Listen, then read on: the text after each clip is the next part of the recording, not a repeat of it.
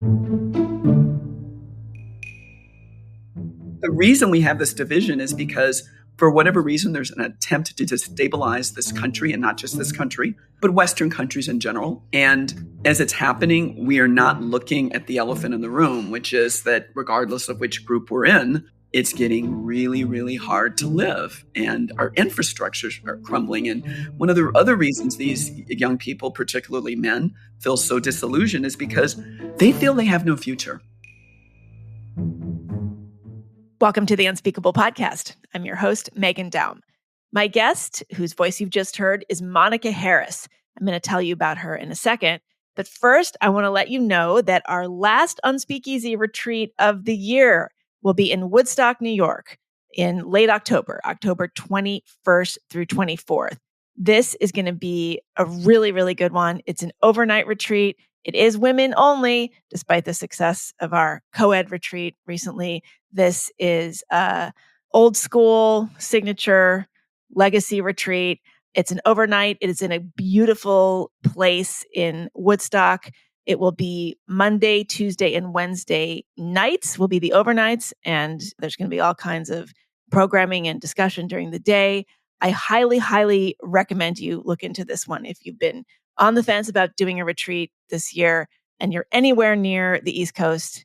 I think this would be a good one. So go to theunspeakeasy.com and find out all about it. I don't yet have guest speakers lined up for this one. I am working on it, and I promise it will be a good lineup. And you know what? Even if it's not, which it will be, it's really fun anyway. We don't need guest speakers to have a good time, but we have guest speakers. That's part of the deal. Anyway, my guest is Monica Harris, who actually has been a guest speaker at a retreat. She was one of the speakers at our Los Angeles retreat. Just saying. Anyway, she's the guest here. She's an attorney and now a rising star in the world of people speaking up for freedom of expression, kind of people who come on this podcast. She became the executive director last fall of FAIR, the Foundation Against Intolerance and Racism. And you're going to hear about that organization in this conversation. Monica is an author, a popular speaker. She spent a long time working in legal affairs in the entertainment industry. She's also a gay Black woman living with her wife and son in Montana. She has a lot to say about what that's like and how it might be different from what you think it's like. Monica recently published an essay in the FAIR newsletter about her ambivalence about the current state of gay pride. Now, Gay Pride Month was June, which will have just ended by the time most of you hear this, but there's still a lot to say about it. And I think Monica speaks for a lot of LGBT people, and I dare say a lot of LGBT people, when she suggests that it may be working at cross purposes with real progress. Anyway, I'm releasing this entire conversation to everyone.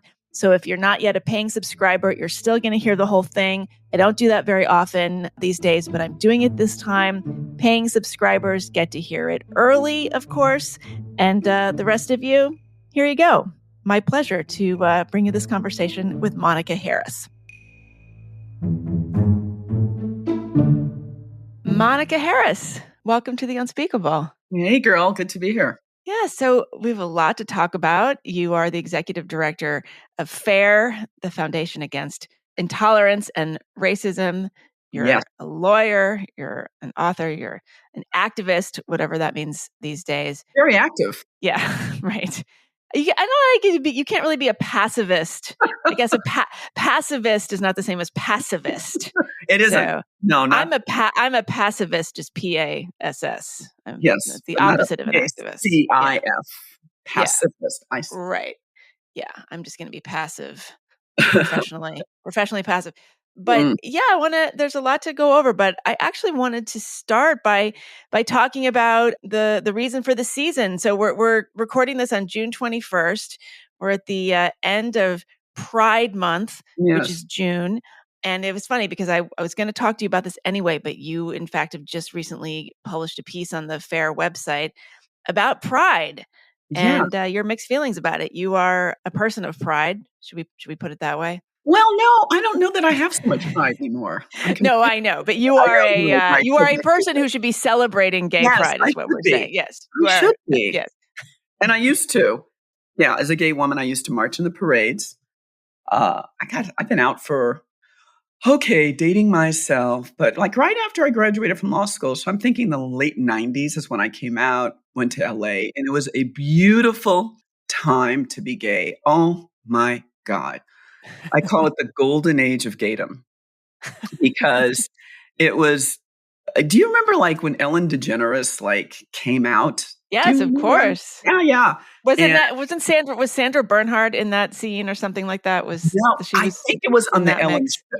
I think it No, was. I know, but wasn't Sandra or maybe I'm conflating this You're with confused. Roseanne. Oh Yes, yeah, yes. Sandra Bernhard was on Roseanne. Yes. Yeah. Ellen, yeah, that was Exactly. separate. They were set. Right. But your memory is right because they both happened more or less around the same time. So Roseanne, who has always been like this completely fierce advocate for gay and lesbian bisexual rights. And that's what's so funny now is that like she's branded as this like right wing like Yes. nut. And I'm thinking, do people forget like who Roseanne was like Yes. decades ago? They Anyway, forget. so yeah, Sandra Bernhardt was like the first openly gay character that I think I recall. And she kissed Mariel Hemingway in a bar on broadcast television. And it was like, it just set the world of Twitter like, oh my God, two women kissing. But it was such a big deal. And that in tandem with Ellen coming out, it just, I think on her show, I think that's where she came out. Yes. Not in her talk show, but I think she had like she had a sitcom at some point. Yeah, that's right. Yeah, no, of course. Yeah, Ellen, well, it was a huge sitcom. And I don't remember what was actually in the scene, but she just says, I'm gay, right? Like right. that was the whole line. And it was Um, huge. it was huge because the funny thing is, I think we all knew it. Everyone was You like, think?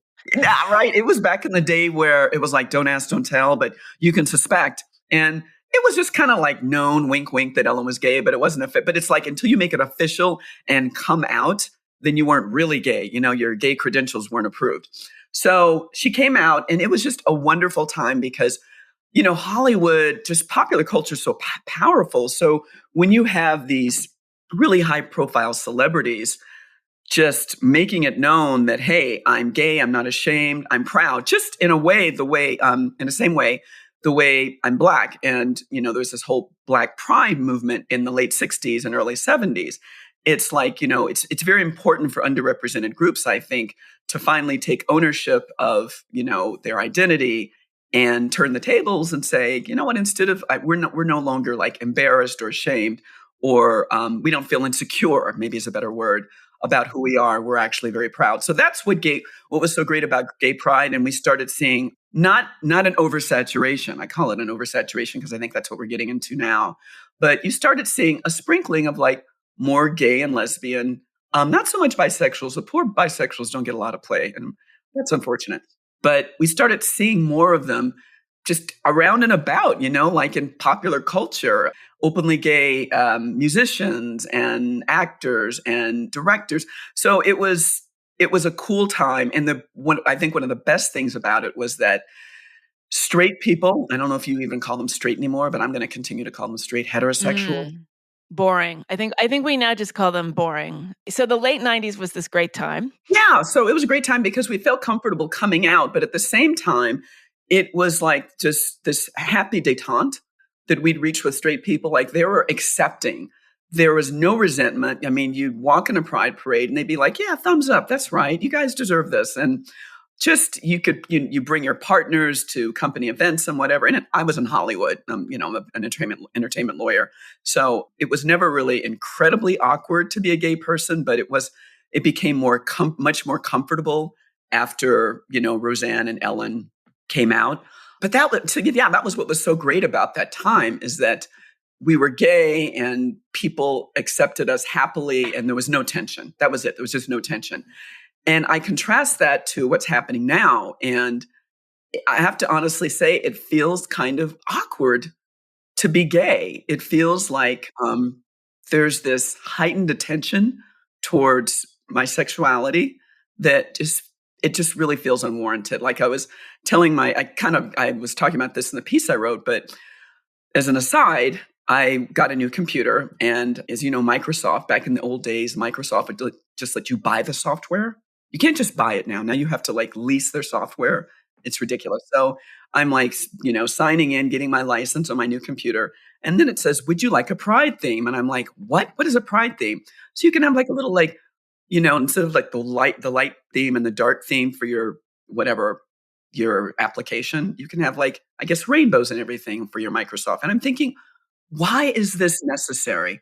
Why is it, when I check on a flight, why do I need to have my sexuality celebrated when I'm in a hardware store? It doesn't make any sense, especially when you think about the fact that, you know, mothers and fathers and veterans and so many other people are like really have this huge impact in our society and on our personal lives and our development. And they toil every day doing that stuff. And they get a single day. And poor dads, I'm going back to straight people, poor dads. I mean, I was in the it was just Father's Day recently. I was trying to get a card from my dad. It was ridiculous, Megan. I mean, there's like a selection of like 20 cards. And I went to the person at the counter. I'm like, what is this? I mean, like, you get so much more for Mother's Day. And she's like, yeah, dads get screwed. It's just acknowledged. Oh, I mean, yeah. Yeah. it's so horrible. So it just feels a little weird to me that, for publicly affirming my sexual orientation, I get all this like glory and attention. But, as a mom, it's just like no one really cares. Mm. So yeah, it's very strange to me. I feel like we should be able to strike a balance, like honoring and respecting the fact that, hey, there was once a time when gay people and lesbians and bisexuals were sort of like trapped in a closet. We couldn't be our authentic selves. And, wasn't that was so horrible, but now you can, and that's great. And, let's go on with our lives. Instead, we make this like huge deal about it. And Yeah. it starts to make me feel self-conscious.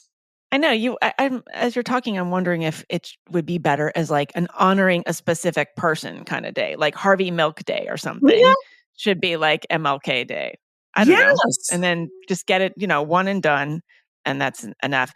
I mean, but going back to the Ellen era, the part of the criticism was and is that was heteronormative, that the reason that Ellen finally broke the barrier was because she was just sort of being like a straight person about it. It was very vanilla. She was making it very palatable to middle America.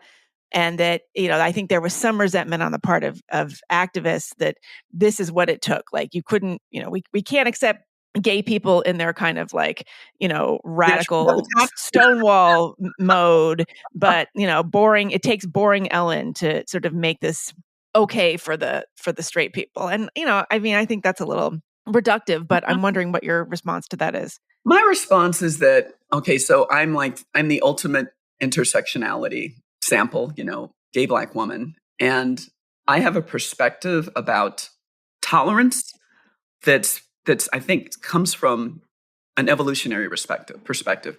And by that, I mean, human beings are largely loath to change who they are, what they believe, and how they move through the world. And I think that's largely because that's the way we're hardwired. We've just been very cautious. That's our primitive nature, to be very cautious and very protective about, our environment and our routines and everything. So we don't like to change. So when people do change, it's difficult to get them to do it all at once in a very dramatic fashion. It's easier to introduce change to people incrementally, and it's more effective to introduce change to people incrementally. It's almost like, I use the analogy of someone who's gained a lot of weight, like they've gotten really obese. They don't just wake up one day and say like, oh my God, I'm really obese. Let me just like try to lose 100 pounds overnight. Or maybe if I just chop off a leg or an arm, that'll shed some weight. No, it took you a while to get to that place, and it's going to take you a while to get back to that place. And the way to do it isn't with a crash diet. It's to just change your eating habits, change your lifestyle. It has to be very holistic and authentic. That's the way you make long-term organic change. And I think I'm going somewhere with this analogy, but I think that's the way you do it with, just socially as well. And I draw the analogy with Black people. We had the civil rights movement in the late 60s. And you can't expect people who treated white people who treated Black people with such disrespect and almost like chattel for hundreds of years. You can't expect them literally to turn on a dime and look at Black people a different way just because legislation's passed. It takes time. People need to acclimate. And part of that acclimation is just exposure. Oh, you meet some Black kids in school. Hey, they don't have horns. They're kind of like me. And then, you have children and their children are exposed. And I guess what I'm trying to say is that change is evolution is like a process. It's not an event. And Ellen served a very important role, I think, because yes, she was kind of vanilla, she was palatable, but that's what it took, I think, to introduce people in middle America to something that was completely alien and scary to them. So she made it kind of like, hey, I don't have horns. I'm really sweet. And her talk show helped too. So I think it's the activists, gay activists, really do a disservice to people like Ellen for like downplaying her contribution. You can't just go straight from, gay people not having any rights to, just getting RuPaul out there. It's way too, it's way too dramatic. So I'm a believer in some incremental change socially. Before the RuPaul era, though, there was this kind of very aggressive, very male-dominated kind of fetish culture, like, the gay pride. I would actually be curious, like, in the 60s, did the gay pride movement feature so prominently, like, guys in leather with like, somebody on a leash? I mean, did you see that sort of range of expressions back then, or did that start to happen more like in the 80s? So I came out in the 90s, and when you wouldn't be exposed to the leashes and whatnot, and the guys wearing putting the balls in their mouths. I don't even know the word for that. All that weird kink. That was really confined to kink. Yes, that was really confined to gay bars, gay male bars. Lesbians went into that, and pride parades, and not all pride parades. I mean, if you really want to see that stuff, the pride parades in the Castro district in San Francisco, I mean, those were just wild and quite frightening. And I never would have taken a child there. Absolutely not. I mean, I only went a couple times and I thought, whoa, this is way too much for me. I'm backing out. But I think what's disturbing to not just the straight community right now, but to a large number of us in the gay community, is that really fringe kink element that we have kept confined and, let me say, out of public view, out of mixed company. That is now expanded and exploded and is now becoming part of like mainstream LGBTQR, whatever, plus life. And I don't think it's appropriate. It makes me uncomfortable. And I know it makes people who don't have alternative lifestyles uncomfortable. And so I think that's the line that's been crossed. And if we want to save this movement, we need to step back from that line as soon as possible before there's too much damage done.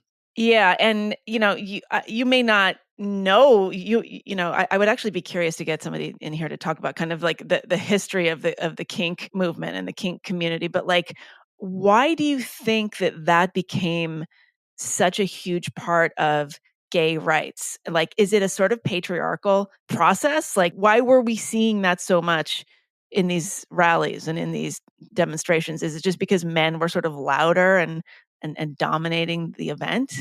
You mean historically, why were they there?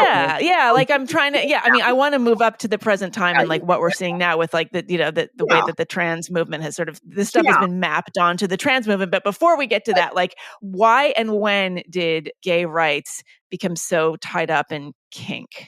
Well, I think you're right. I think it's because the gay rights movement has always been very male dominated, like most movements, like most institutions, like anything. So lesbians, first of all, I think we're 20% of the gay community, and probably a lot now. We're very small because women who are interested in other women are more likely to identify as bisexual. They can go back and forth. Whereas men who are also interested in men have to make a choice. I mean, so this is, women can be fluid without any stigma. Men are like, oh my God, you cannot be a bisexual man and get any respect. I'm sorry. Is that because straight men kind of like it when women are bisexual, but it's not the other way around? Like women do not like it if a man is I think sleeping with other men. It's not a turn on. Exactly. I think it's men fantasize about threesomes. So even a straight guy will not be as offended by two women together, no matter what even if they're Christian, as they will by the idea of two guys being together. Guys are just much less forgiving with sexual choices than they are with women. I mean, so I think guys have literally been forced to make hard choices about their sexuality in a way women haven't. I think you'll meet a lot of women who are like, oh, I experimented with women in college, right? How often do you hear a guy say that? Oh, I experimented. No, it's very rare. And I think women are very, very, very judgmental of it. I mean, Yeah, not just because they're afraid of AIDS. I mean, in my time, that was like the big yeah, thing, right? totally. I mean, that was just like hardwired into us, like absolute fear of HIV. So if So you true. thought that your boyfriend was maybe like bi, it was bye You bye. bye-bye. Bye-bye to the bye. It's true. So Yeah, I think that's why the kink probably dominated. And men in general, I hate to resort to stereotypes, but I do sometimes because in every stereotype, there's just a teeny grain of truth. I think guys in general in the gay community tend to be more sexualized than gay women. They tend to cycle through partners faster than we do. I right. think female nature is more to, there's a joke about lesbians. You meet a woman you like at a club and, on Friday and Monday, you brought the U-Haul truck to her Yeah, apartment. the You went to an U-Haul event. jokes, yes. Right. Yeah. We are like Always more into never like get old. relationships and commitment. Right. And so the gay male community is much more sexualized.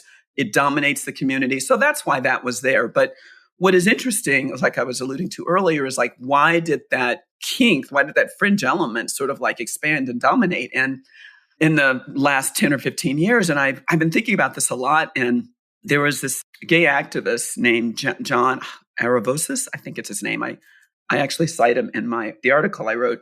He wrote a piece in Salon about 15 years ago, highlighting just like he could see what was coming here with the amalgamation of all these different like identity groups under one LGBTQ plus umbrella. And he says he has an interesting theory. He thinks it started when we've been fighting for years to gay marriage, right? That was our cause. Yeah. That was the reason for existence for HRC and a lot of these other like really high profile and heavily funded gay rights organizations. So we got gay marriage, you Right. know?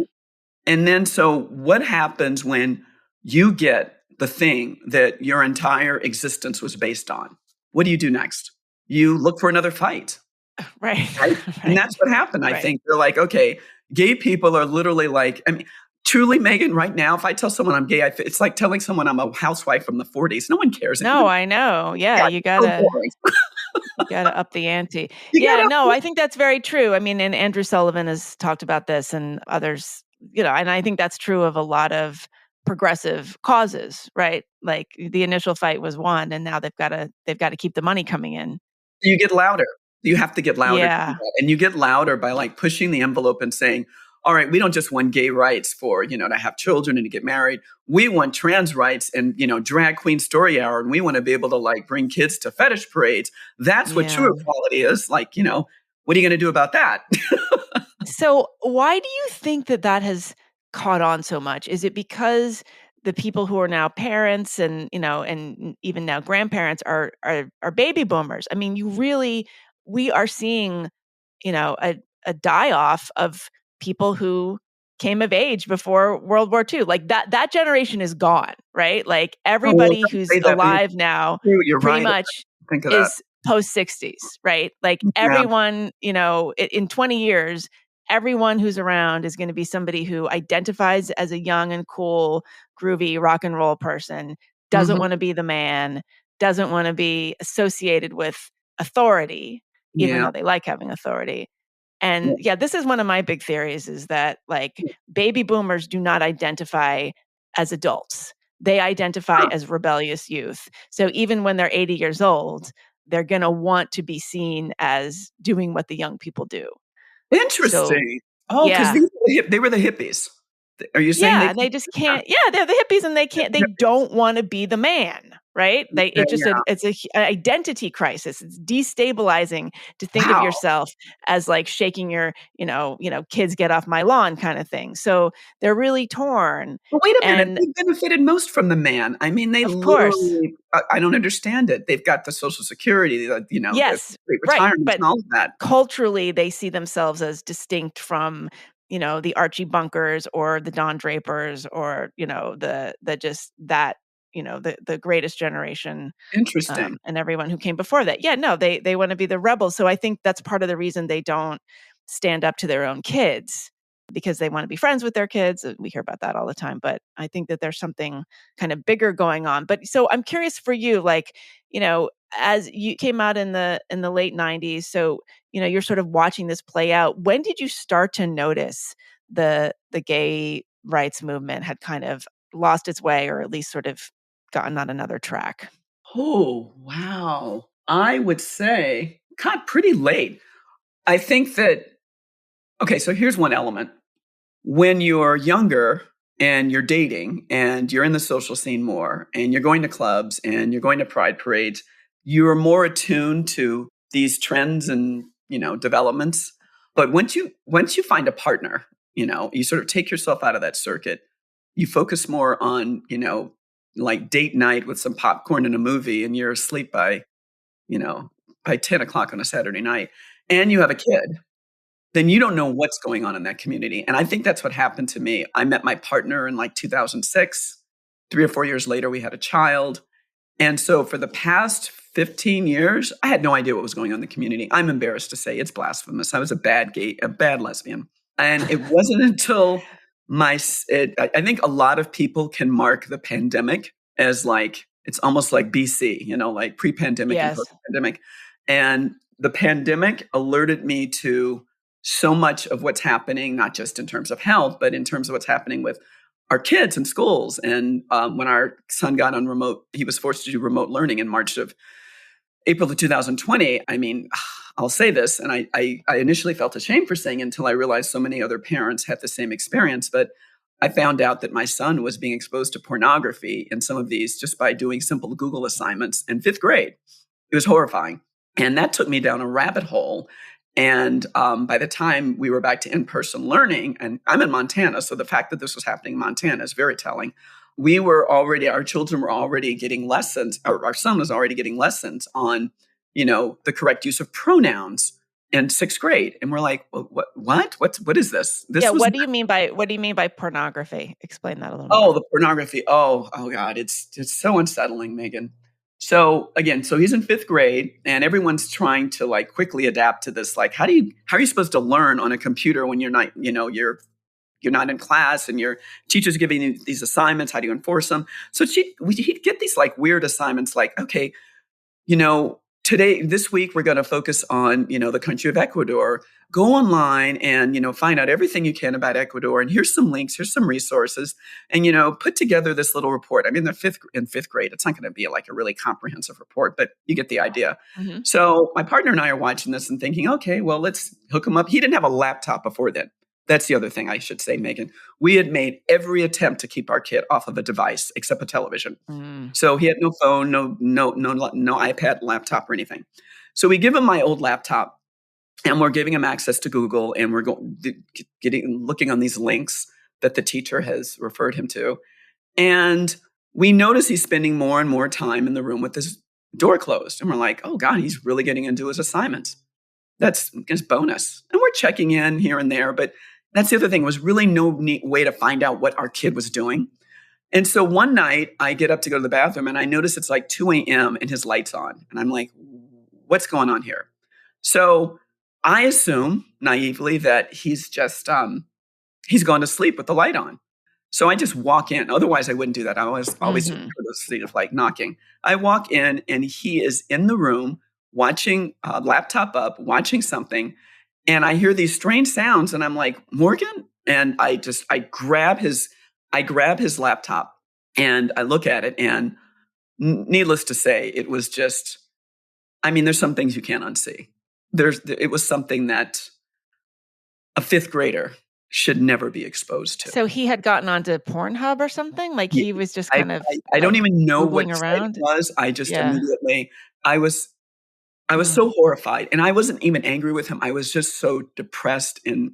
No, it's so shocking, and it must have been so hard to know what to do in that moment because you're just reacting viscerally, and then he's going to get like all traumatized by your reaction, and oh God. It was let's just put it to say, it was the kind of stuff that I saw when I was in college, maybe. And it was, anyway, so my partner and I didn't even see it when I was in college because we didn't have the internet. Like, Absolutely. No, totally. No, I get it. But it's, so wow, my partner and I talked about it, and, we had a discussion with him about it the next day, and we went through his history on the computer to see how this happened. Because we're like, do we not raise the kind of boy we thought we raised?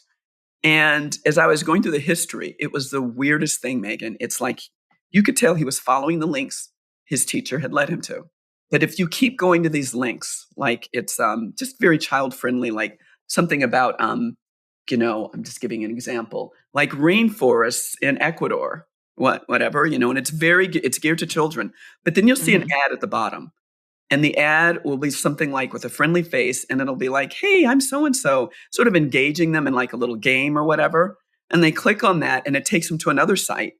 And it's long story short, there are these, I don't know who actually, what entities, what companies, I don't know what interests do this, but they embed their material on kid-friendly sites and they sort of like, it's like tossing out a line. And they link kids with these kid-friendly images to other sites that then link to other sites. And it's like they get them deeper and deeper, and they slowly introduce them each step of the way to more provocative material until they finally end up in porn. And the kids don't even know what's happening. And I could follow my son's history, and you could see that the first time it was introduced to him, he navigated there. And then the next time he navigated away, he's like, ooh, I don't want that. But then over a series of, I can tell that it happened in about 2 weeks. Over those 2 weeks, he would stay longer and longer. And then finally, he just went down a rabbit hole. And I ended up talking to other parents about it, and they documented the exact same experience. It's quite intentional what's happening. It's deceptive. It's insidious. And it's just horrifying. So that's when I learned our children were being sexualized at a very young age. Yeah. And then we get in school, that like 9 months later or whatever. And so back in person, and we start hearing about my son comes home and starts telling us about like, oh, we have a non-binary kid in class. I'm like, a non what? What is this? Yeah. And I said, what does that mean? He's like, oh, she's not a girl or a boy, or he's not a girl or a boy. I don't know. And then, one thing leads to another. And then a few months later, we're hearing about like preferred pronouns, and, it's okay if we don't force it, but, we want to give people their opportunity kids to be the opportunity to be who they want to be. And we're like scratching our heads like, wait, what just happened? What? So I don't know if this was always happening and we just didn't know about it. I don't know. It was not. I don't know. It was not. Maybe a few years before 2020, but maybe it was an abrupt change with the pandemic. Yeah. That's what's so strange to me. Yeah. And this is in Montana, because people frequently say, well, that just happens in these blue cities and it's not happening everywhere. And, stop being so myopic. Urban well, I will say this. No, I will say this though. We live in two places in Montana, in a very red. Montana's mostly red. We live in have a house in a very red part, very conservative of Montana, and then we have a small house in Missoula, which is a college town. So that's blue. So I think this is not happening in red Montana. That's the difference. Okay. So that is Fair true. enough. Yeah. Okay. All right. And I'm curious too, he knows that he has two moms, that his parents are gay. Like, did he make any connection between what he knew about your sexual orientation and what he was being taught with respect to pronouns and this other kind of identity? It's interesting. No, he's always been very comfortable with the fact that he has two moms. I mean, and even here, like I said, I'm currently in Red, Montana. We're at our house in a very conservative place. Even growing up, he's been here since he was 2 years old. We moved like 13 years ago, moved here. It was very rare that he was ever made to feel different because he has two moms, which just goes to show you how accepted gay people have become in this country. I mean, it's a very like church-going community, but they're like, you know what, you live your life, you do what you want, just keep it to your, don't force it on us. Live your life. We won't force our life on you. It was very much a détente. And every now and then a kid in school would say something like, is your dad coming? He's like, I don't have a dad. I have two moms. And they're like, oh, that's whatever. What's that about? Just naively, they'd say like two moms, not like disparagingly, but just that's curious or interesting. Right. So he was never made to feel awkward or dysfunctional because he has two moms. In terms of pronouns, that I think genuinely perplexed him. He understands the idea of a man and a woman together, and a woman and a woman, and a man. He gets that. What confused him is as a sixth grader, like, how can you not be a man or a woman? How have you not made that decision? How are you confused? So I think that was much more perplexing to him than the idea of having two gay moms. Yeah. Yeah, and again, like, as a lesbian, how do you feel about these narrowing of the lanes in terms of gender expression? Because, I mean, this is a point that I've made again and again, which is that, like, when I grew up in the 70s and then I was a teenager in the 80s, being a tomboy was cool, right? Like, being a girly girl was, like, very sort of frowned upon in many circles. And then you sort of started noticing in the 90s there was the whole Disney princess thing, and there was this kind of hyper Yeah. girlishness that was celebrated. And then you got into the raunch culture and the girls gone wild and the Yeah. hypersexualization and all that. And the response was that I think a lot of girls in particular said, well, I don't want that. I'm not a bikini girl, in Cancun on spring break. Therefore, maybe I'm a boy. Like, suddenly there wasn't any kind of lane for just kind of, you know, sporty spice or something. Like, you just couldn't be like a tomboy, or just like an, sort of woman who was just a woman, and probably even a straight woman, but just not super girly. And everything got really mixed up. And I think a lot of it was media driven and internet driven and click driven. So I just wonder if you have thoughts about that. Well, I'm sure you've had other guests who said the same thing, but what I find most disturbing and offensive about the amalgamation of gender identity and sexual orientation in this unwieldy behemoth of an umbrella is that it's actually become rather homophobic. Yeah, Because to your point that back in the day, like when I was growing up, I was a tomboy. I was like, you saw Fried Green Tomatoes, right? One of my favorite movies of all time. of course. With Mary Stuart Masterson. I mean, I was like Mary Stuart Masterson. That was me. And I grew up in a time when it was like no one denied that I was a girl. My parents I knew I was a girl, but it just had a different way of expressing being a girl, and it was okay. Yeah. Like you said, there was that range, that spectrum of femininity that was acceptable. And what girls are being taught now, we have a neighbor who in Missoula, not the conservative Montana, who just recently went through the same thing, but she's a tomboy, and she's like a sophomore. I think we met her. She was a freshman in high school, and she'd become like suicidal. She was cutting, acting out in all sorts of ways. Her parents were trying to figure out what was going on with her. And long story short, she came out as gay just actually a couple of months ago. And I told her, I was talking to her parents, and they said she's never been happier. She's so happy she came out. And I'm like, okay, well, I think anyone looking at her probably suspected she was gay. She's like, oh, we've known she was gay since she was born. And I'm like, so you were supportive? She's like, oh, we always told her it's okay if you're gay. And I said, so why didn't she come out? Why the internal conflict? She says, because it's not cool to be gay. Because she says all her friends were like non-binary and trans this and pan that. And she knew that if she came out as gay, it would be just almost as bad as saying she was straight. So that was, no, yeah. Yeah. So No, I that know. was her internal horror. So she was going to shrinks. And anyway, so that's what's happening now is if a woman, and I think we have to be very clear that the trans movement is having a much more negative impact on lesbians than gay men. I do believe that. And so if a woman if a young girl is attracted to another girl, she is now being convinced that she must be a boy. She's in the wrong body. Yeah. That you can only love a woman if you are a man. That is what's so homophobic and so heterocentric about this. I mean, that is heteronormative. It's crazy. It is. I mean, it is. It's like the horseshoe theory. These things just like these extremes meet. So you say that this is affecting women more, lesbians more. Yeah. I think that that's pretty true. Although I have known just personally a lot of boys affected by this. Some of them are gay or probably gay. Others aren't. And I mean, arguably, if they medicalize and end up having surgery, it is a far worse. I mean, that is, that's a potentially far worse outcome, much harder to kind of walk that back than for girls, for biological girls.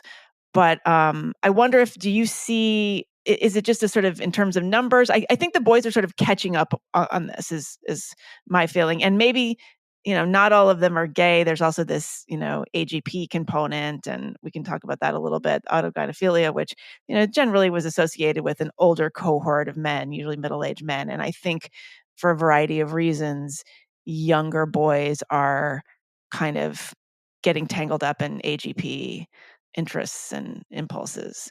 Interesting. But why do you think that it's affecting girls more?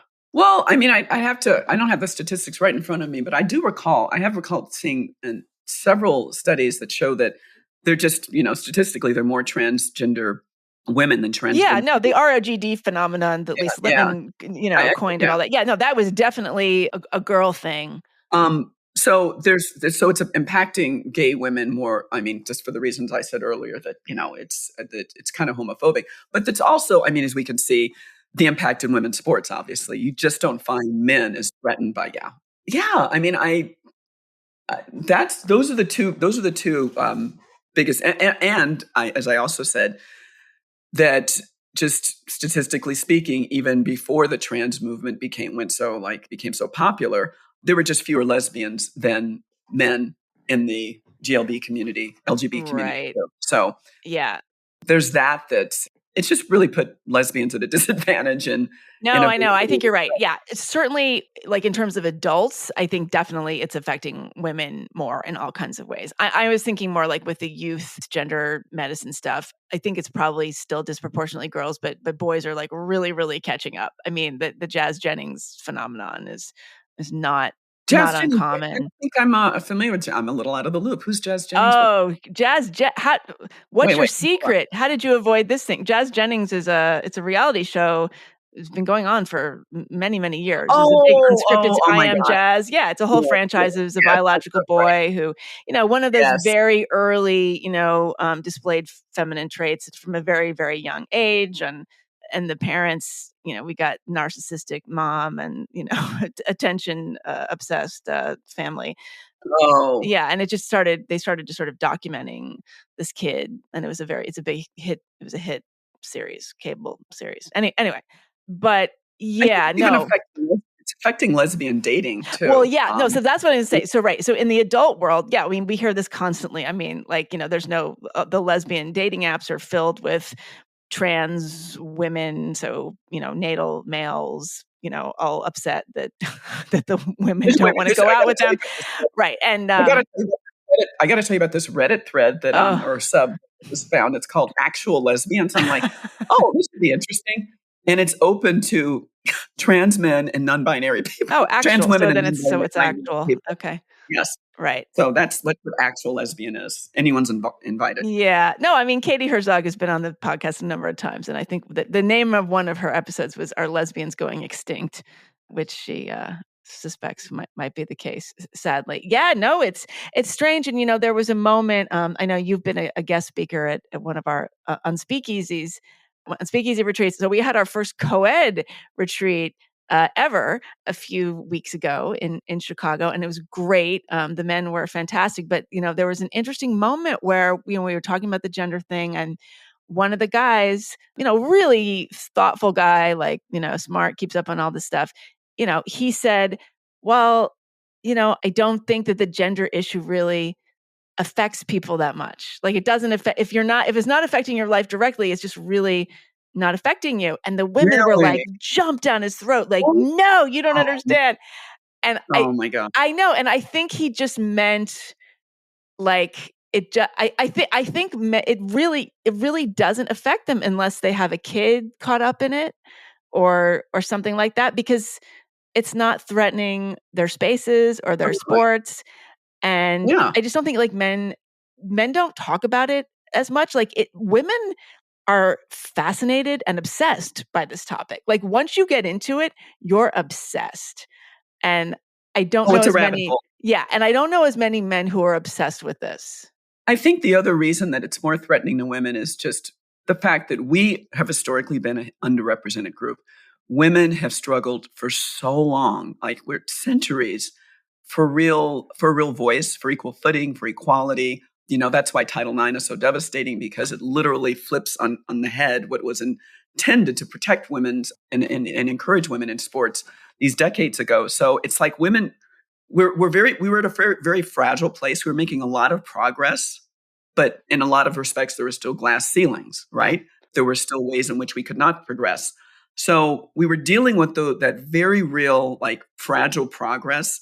And then to have this happen, it just feels like it really subverts a movement that was gaining steam and is now like just moving backwards. I mean, when you have like Caitlyn Jenner be Woman of the Year, or I don't know, Rachel Levinson was the Secretary of Health and Human Rachel Services. Levine, the Rachel Admiral, Levine, yeah. Admiral Levine, Right. the Health and Human Right. Services. When you have, or Yes. I forgot her name. She's a Puerto Rican transgender woman. When she like won Best Actress at the Golden Globes. When you have transgender men, literally getting accolades for being women, it totally subverts the women's movement. Transgender women, you mean? Natal men. Transgender men, yeah. Trans men are biological women, right?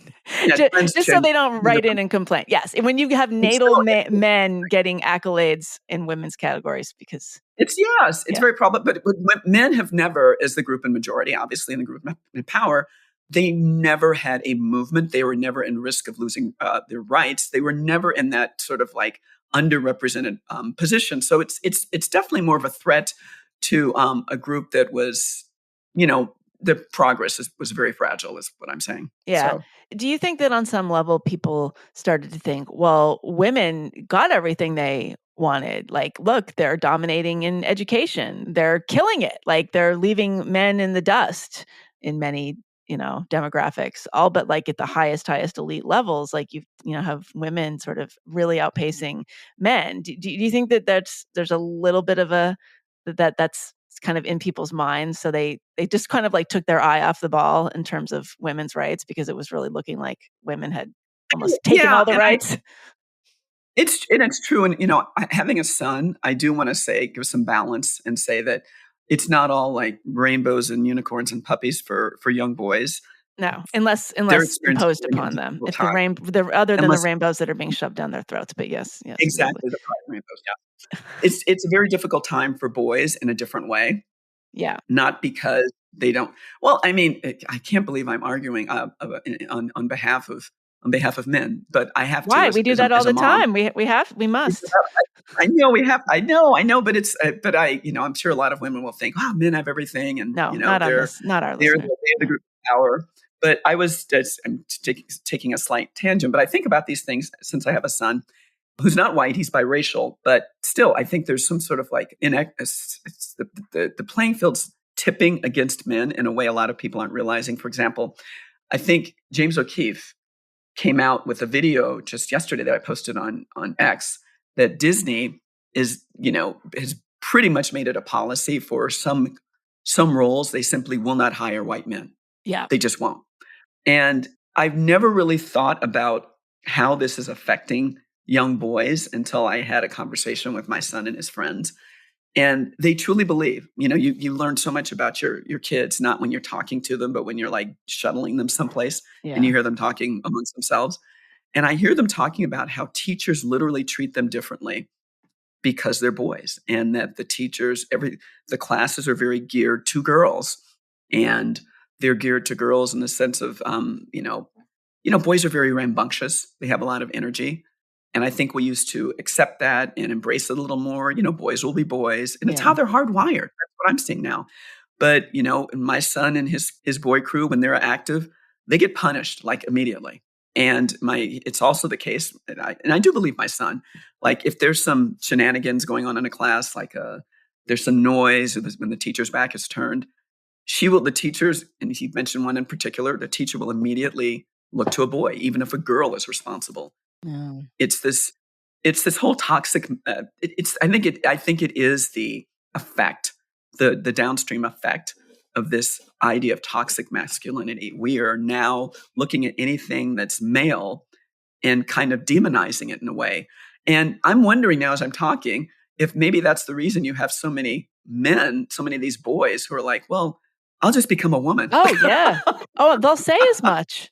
I've heard this, and parents have described this. Yeah, and especially, there's kind of at least two things going on. If they're a little bit feminine, so they don't want to be gay, so it's sort of like, well, I might as well. I'm already not masculine enough. Like I'm not able Yeah. to meet these standards. So I might as well, I might have more success with girls or in life if I was a girl. And then there's I don't want to be a toxic male, so I'm going to transition in order to avoid that fate. I mean, yeah, like, and one of the, That's it. I mean, and also, who was I talking to? Was it a parent or somebody recently? They were describing like the boy, his logic was like, well, I'm not really like masculine enough. Like, I mean, and this kid was probably like, 12 or 13, 14 or something. Like, I'm not really masculine enough to like get girls to like me. And plus, like, these girls are like dating other girls anyway. So if I transition and I'm a girl, then I'm going to be popular with the girls because they don't want to be boring and straight anyway. I mean, it's just like such like psychological gymnastics. And the poor straight boys, we're like encouraging our son to like have I never thought I'd say this, but I'm like, aren't you going to have sex? I mean, don't you have like isn't there a girl you're Yeah, interested no, in? I He's don't like, think, girls no. And I are mean, weird.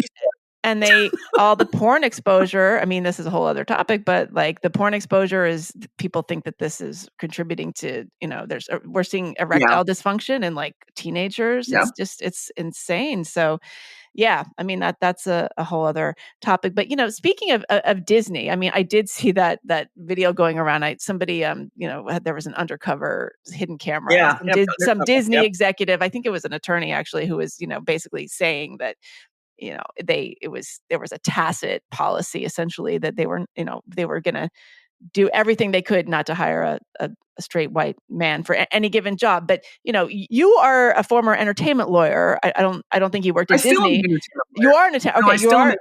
Okay, Absolutely. Yeah. and you were in Los Angeles. You worked Work at for Disney. big media companies. Why do you think that Hollywood is so slow to get off of the virtue signaling train? I mean, Oh, dude. people are, Okay. the I get a lot. dam is starting to break and people are starting to Yeah. speak up, but like Hollywood is just last to drag itself there. Yeah. That is so much too, as they say, that's a lot to unpack, Megan. I'll say this though. My first job in the business was at Disney Television, Walt Disney Television in 1998. I was in the legal department. This is when Roseanne and Ellen and Home Improvement were like the big shows on ABC.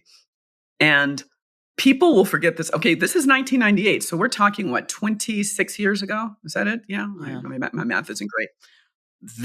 The Mouse House, as we call it, was casually known as Mauschwitz. Right. That's right. I Because remember that. Yeah. it was so conservative. In fact, Walt Disney was an infamous anti-Semite. That's right. Yeah, the people don't talk about that. It was completely homophobic. I mean, it was not a place that was. So I did not tell anyone that I was gay when I was at Disney. It was different at like Viacom, which is a company I went to later, but Disney, hyper conservative. And it was even to the point that on the lot, the Burbank lot where I was, with the big Team Disney building with the elves on the front, so many people in that lot, must have been thousands of people, but I was one of 3 Black executives in the entire, on the lot. You would only see like Black people, a few Black people in the commissary, messengers, a couple of guards, but that was it. So incredibly white, a few Jewish people. And it is amazing to me that in the span of 20 years, they have pivoted from being hyper conservative and even homophobic to slavish virtue signaling. And it's what I told you earlier about like evolution and like, being obese and going on a crash diet as opposed to making long-term change.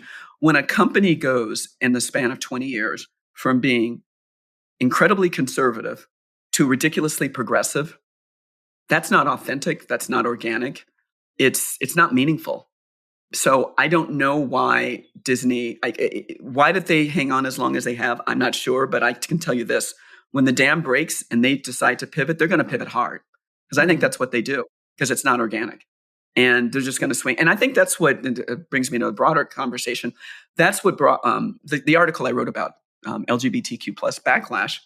This is what I'm afraid of, not just in terms of what's happening with the gay and lesbian and transgender community, but with Black people, with any any underrepresented group that is, in my opinion, now being exploited. Exploited by who? I cannot figure out. I can't look high enough up to know where these tentacles extend. But these groups are being, these victim groups are being amalgamated. They're being monetized and exploited. And it's pissing people who aren't diverse, who are privileged and whatever you want to put in scare quotes, it's pissing them off, rightly so, I think. And my concern is we are going to see a huge backlash in this country that, it puts me in fear of sort of like a reactionary movement that might gain strength here. No fan of Donald Trump at all, but I imagine I could easily see that if he wins, I could see some good things coming from a Donald Trump presidency. I think we'll probably have more sensible borders. I think we'll probably put in harder protections against China in terms of trade. But I also think that if Trump wins, we might see a reactionary pendulum swing from people who are so fed up with the slavish virtue signaling. And that scares me. Me too. It didn't have to be this way. Yeah, I think about that all the time. We're already seeing it. We're seeing it on Twitter. I'm kind of agnostic on Elon Musk, but ever since he's confusing. Yeah, he came in and kind of cleaned house and sort of, and but then all this absolute sewage. I was shadow banned. I was shadow banned. Oh, me too. He shadow banned. By Elon? Oh, yeah, I think I was shadow banned before him. Yeah. Oh no, I was just suspended. I definitely was in bad state with the former Twitter folks. But when Elon came on, I was like, oh, this is great, free speech. But I think it was like a month ago, I posted just an article from the UK Mail, dude. It was about how the pro-Palestinian protesters, I think it was in Pittsburgh or some city in the East Coast, had come to head with some LGBTQ plus protesters, and there was a standoff in the streets that got ugly. And I was like, oh, this is what happens, when you just throw victims groups together, even if you're I made some casual reference to cishet, and it's not only cishets who are in the mix here. And anyway, that hashtag cishet apparently was enough to trigger the algorithm, and my visibility went just plummeted after that. And yes, and not only that, the post was flagged. No one could see it, and I tried reposting it with something. I couldn't figure out what the problem was, but yeah, it was a hashtag that triggered the algorithm. So it was bad. Wow. No one saw the post, but from then on, my visibility dropped from maybe a few thousand or 5,000 for most of my posts to 100 or 200. So there's something going on. Yeah, no, there's something going on, but. Yeah, no, I worry about this all the time because you're really seeing especially these younger men. They are angry. They are not happy with women. They are not happy with themselves. They are looking for a fight. And in a lot of ways, I don't blame them. A lot of the sort of red pill, right wing, stuff, that's a direct reaction to the hyper online feminism, toxic masculinity. I drink male tears, digital feminism. So, those oh yeah, you remember that whole movement. Yeah, no, that was like a sort of, that was around the sort of 2012. That was the Tumblr era. God. Yeah, it was very cool to bash men because women, you're punching up, right? So of course men have more power than us, so we can say, terrible things to them and about them, and we're punching up to power, et cetera, et cetera. Anyway, but that's all gone now, and we're just seeing this vile stuff from these men.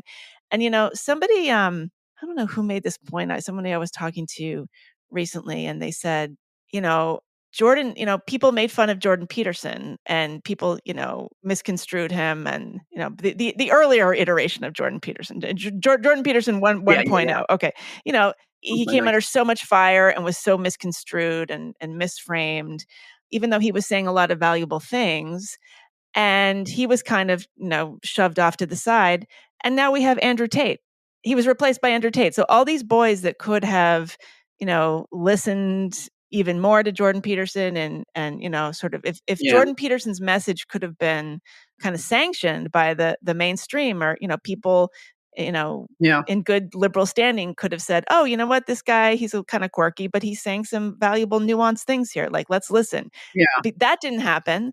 So we get, somebody like Andrew Tate, who's just absolutely vile. Yeah. And I just feel like this is a terrible strategy. And this is the kind of overcorrection that we're going to see. And it's just infuriating and terrifying. I think this is not happening in a vacuum. Okay, so this goes, you know me, I think it's all tied. I think that this is exactly what is happening. Our media, politicians, deep pocket funded dark groups are actually promoting individuals and voices and organizations with these highly polarized positions and perspectives. They are not looking for people with nuanced, balanced, and sensible worldviews. Because those people are dangerous. Those people are dangerous and they don't foment division. What's happening now is we are seeing a calculated effort. When I wrote about this in my book, The Illusion of Division, I think a few years ago, I started writing this like 10 years ago. I'm like, it seems like this division is being manufactured. This is artificial. The reason we have this division is because for whatever reason, there's an attempt to destabilize this country, and not just this country, but Western countries in general. And as it's happening, we are not looking at the elephant in the room, which is that regardless of which group we're in, it's getting really, really hard to live. And our infrastructures are crumbling. And one of the other reasons these young people, particularly men, feel so disillusioned is because they feel they have no future. I mean, just imagine if you were 18 years old now, Meghan, and you were graduating from college, or let's just say you're in high school, you're thinking about going to college. Would you even want to go to college? Would you want to take on that kind of debt? Assuming you could survive all the madness and the protests and all the other wackiness going on in the classes about pronouns, once you graduated with, I don't know, $100,000 worth of debt, what kind of job would you get? And would you be positioned to pay for, even qualify for a house in Indiana that's probably going to cost $600,000? And, you start thinking like, would you have been as ambitious if you were the same person you are right now, but, you're 18 years old? Would you be as ambitious in this climate? I'm not sure I would. I'm wondering if I just would probably feel like, screw it, what is the point? What am I working for?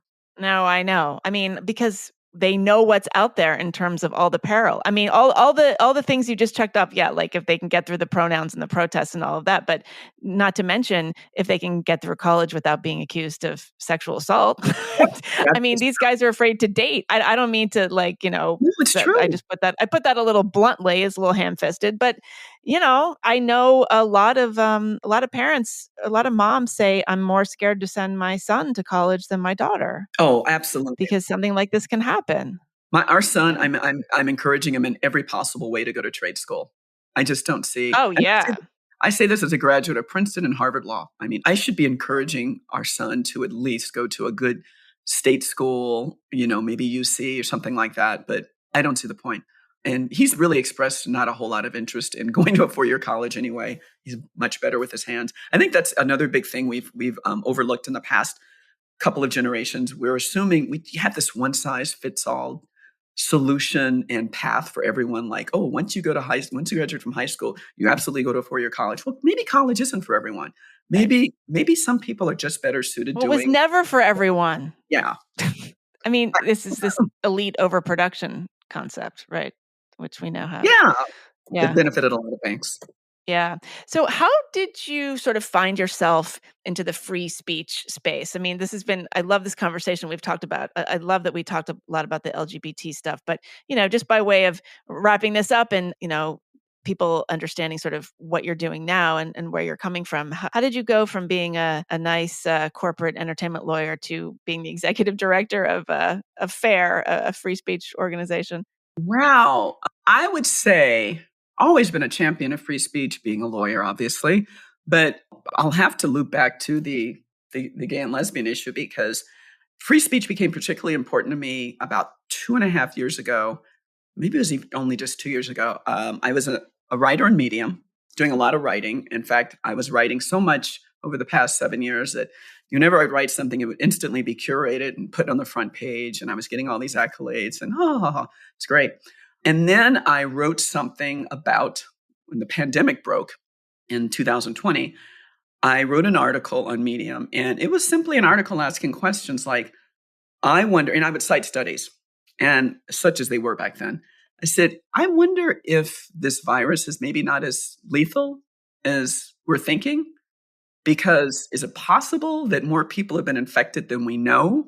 And if that's the case, then maybe percentage-wise, the number of people who are being hospitalized and dying is a lot lower. it was just an honest question. And then John Ioannidis and some other people like at Stanford and USC had done these preliminary just studies with groups of people. And they're like, we're noticing that, that's maybe the mortality rate's closer to 0.03%.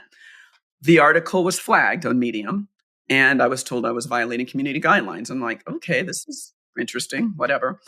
And then I went back to writing more innocuous material, like about being gay. That's always popular in media. Yeah, they can't touch that. Right, can't touch. And then I wrote another article about masks on Medium, and that was just, again, flagged, removed. And I'm like, wow, this is a real pattern here. And I said, okay, I guess I'm going to stay away from the pandemic because I won't talk about that. So then I wrote an article about, I think it was February of last year, and it was about the transgender movement and touching on the issues we're talking about now, which is I came from a place of complete honesty. And I said, is it not, I respect transgender rights. I mean, they've always been a friend of the LGBT community, but is it not possible, I wonder, to give them rights without taking rights away from women and lesbians? I mean, it's just really a sensible, can we all make the pie bigger instead of just making it smaller and just taking away slices from people? Mm-hmm. That article was taken off. It was, and the reason it was given was that it was hate speech. And that was a wake-up call for me. And so then I wrote another article that got picked up by Fox. I was on Fox News, and because no one else would touch me, obviously, it's, in the Daily Mail. And that's when it really became clear to me that, wow, it's not just conservative voices that are being silenced. It's not just Trump. Not that that's okay, right? It's horrible when anyone's silenced. It's not just people spewing misinformation. They are literally now silencing people from protected groups from speaking out. Yeah. Any nuance is dangerous. It's nuance is dangerous. It was an emergency situation, right? We needed all hands on deck to stay on the progressive message. Yes. When you were going on Fox News and stuff like this, what were your friends and colleagues saying to you? Were they shocked, or were they sort of oh, you're right, something weird is going on? My friends and colleagues, so in Hollywood, they mostly pretend I don't exist when it comes to me expressing these views on Facebook. I mean, I think I've lost I do a Facebook tally. I think I've lost quite a few friends. And there are a handful of people, curiously, all very progressive white men, who will engage me. But most of my friends, they just give me a wide berth because I think because I'm Black and I'm gay, I still have this little Teflon, a small little bubble around me. It's thin. It's very thin. It's a lot more than what a white man has, but it's thin. And they don't poke at me too hard. They just kind of largely ignore me. So I'm that weird little unicorn they don't know what to make of. But the situation, so basically how I came to FAIR, I started speaking out more about free speech. And I think I caught the attention of, Michelle Polino, right? FAIR? She's a FAIR fellow. Yeah, she's a good friend, of course. She read my blog. She's like, I love what you're saying. I think you'd be a total match for this organization. I'm like, what's the organization? The Foundation Against Intolerance and Racism. People think just like you. So one thing led to another. I was on the board of advisors. And then last fall, I was after speaking at Freedom Fest, I was asked to become executive director. And I think the organization has been a great platform for someone like me because, like I said, a lot of organizations and people, let's just say Jordan Peterson, for example, who make the case for free speech, they're instantly branded, racist, part of a patriarchy, whatever, conservative. But, I'm offering a different perspective. Literally, I'm trying to come at it from the perspective of Martin Luther King, who is our namesake at FAIR, by the way, and trying to point out that it's discrimination against anyone is wrong. Discrimination against people of color and underrepresented groups is obviously wrong. But it's just as dangerous to discriminate against white people or people who aren't diverse or people who are, quote unquote, privileged and in the majority. And I do believe with all my heart that this is a position that Martin Luther King, if he were alive today, would have taken, because two wrongs will never make a right. It is not the way to promote tolerance. It can only lead to backlash. So that's what we in FAIR try to do. every single day. That's the work we do. And as a nonpartisan organization, I feel like we're better positioned to make our message heard. If this message comes from a right-wing organization, it's really diluted. It's pretty much not going to come from a progressive organization, but Hmm. coming from the center, and we have membership. Our members are all along the political spectrum, mostly in the center, though. But just coming from the center and arguing for these common sense values that we all have as Americans, that's what I think is very powerful, and that's what makes me really proud to be a part of an organization who fights for this. It's hard though, Megan, because especially in an election year, everyone's so hyper politicized and Yeah. everyone's in their corners, and no one wants to hear just the common sense message. It's not loud, it's not sexy, it's not, angry. And it's hard to get traction. Like on our social media, their social media page, it's our feed. We struggle to get hits because, the tweets are more like, about common humanity, about treating people with respect. And everyone's Yeah, the like, yeah, yeah, algorithm yeah, doesn't favor whatever. that. Yeah, Yeah. it's a shame, but I'm hoping that our goal is to make being balanced and sensible and fair cool again. And I know that Yes. it's I I no, I think nuance is gonna be sexy. I mean, it already is, but sexy. I I love think it. that we have to do that. Yeah, and so, I mean, can you just explain, like, what does fair actually do? Because I think some people are confused. I mean, I know there's different kind of branches of it, and there's a legal, you have legal representation for people who are Sure. caught up in these kinds of things. So can you give a few examples of what Yeah, fair yeah, actually yeah. does? So the best way, so my elevator pitch for fair is, do you remember the ACLU, what it was intended to be? Why, yes. Exactly. This is the American Civil Liberties Union that actually represented the KKK That's right. in Skokie, And Illinois. they It would never yeah. happen today. It was a free speech issue, by the way. So I explained that FAIR is what the ACLU was intended to be, once was, but no longer is. It's become a very, I just say, leftist organization, hyper progressive. And so what FAIR does, primarily, most of our impact is in the realm of litigation. So we protect or defend and protect individuals whose First and 14th Amendment rights have been violated.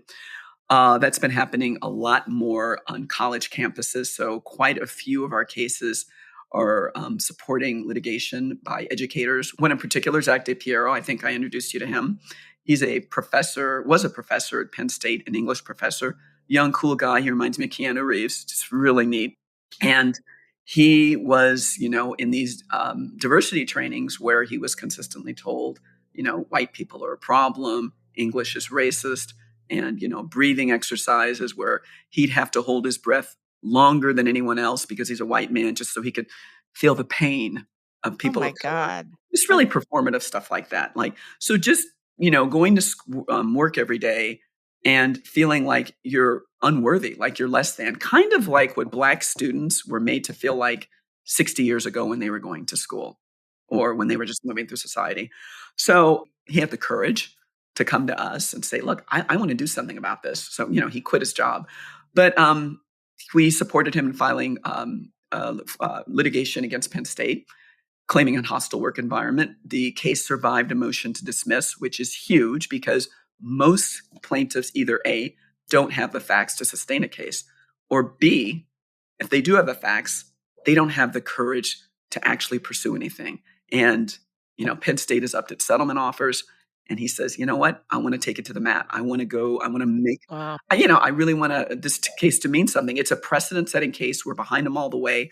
And if it succeeds, it could change the course of DEI on college campuses. It could put an end to these ridiculously discriminatory DEI trainings. So that's the kind of litigation. I mean, we represent other plaintiffs or support other plaintiffs as well. But that's what we do in the litigation front or the legal front. We also have a division called Fair in Medicine, and we support and defend doctors who, and there are not that many of them these days, but they're willing to just speak out and support the ethical, Yeah. nonpartisan practice of medicine, not tainted by identity politics. Informed consent, as you probably know, or maybe you don't, maybe your listeners don't know this, but informed consent is increasingly a problem in the medical profession. A lot of people are prescribed drugs without knowing how they will affect them. It goes back to my one size fits all problem with a lot of the things we do with our society. I'm just going to give you an example. A few years ago, it was 2021, I, cut my finger. I hadn't had a tetanus shot in a while. I go in, I get a tetanus shot. I find out 2 years later that I was also given a diphtheria shot. And I went to the clinic. I'm like, wait a minute. I thought you said this was a tetanus shot. And they're like, yeah, it was. It was diphtheria too. And I'm like, whoa, wait. I don't want like a cocktail if I didn't ask for a cocktail. I mean, but I think this sort of thing happens all the time. So we speak out or we support doctors who are really focused on more ethical clinical trials that are more heavily vetted, that are based on more solid evidence. So I guess what I'm trying to say is there's a lot of silencing going on in the medical community now. Yes. In many areas, and doctors need help. They need our support. And anyway, I don't want to spend too much time, but we also have the same effort that we're devoting in arts and in education. So it's multidisciplinary, but I would say that our primary focus or most of our funds go is the litigation effort, a la the ACLU. Well, very much needed, and great organization, and fantastic people are affiliated with it. So, Monica, you are great to talk with. I always love seeing you, and I love speaking with you, and I'm glad I finally got you on the podcast. Absolutely. So, my pleasure. Thank you, and I hope we'll do it again. I hope so, too. That was my conversation with Monica Harris. She is the executive director of FAIR, the Foundation Against Intolerance and Racism. You can find FAIR online at fairforall.org. What else do you need to know? Like I said at the top, if you are thinking of going on an unspeakeasy retreat this year, the one you're going to want to go to is in Woodstock, New York. That is October 21st through 24th. This is a women's retreat. It is an overnight retreat. We're doing it at an amazing place, and you can find out all the details at theunspeakeasy.com. I will be back next time with another super nuanced guest. Thanks for listening. See you then.